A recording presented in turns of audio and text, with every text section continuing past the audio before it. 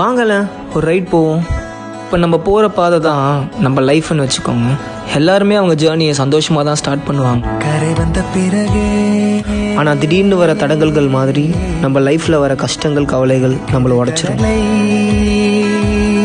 அப்படி போகிற வழியில் தெரிஞ்சே நம்ம நிறைய பேருக்கு உதவாமல் வந்திருப்போம். ஆனால் வாழ்க்கை நம்மளை ஒரு இடத்துல ஸ்டக்காகி நிற்க வைக்கும். நம்மளுக்கு எதுவுமே தெரியாது, யார் உதவுவா யார் உதவிக்கு வருவான்னு. அப்போ தான் நம்ம யாரை பார்த்து இலக்காரமாக சிரித்தோமோ அவங்க நமக்கு உதவுவாங்க.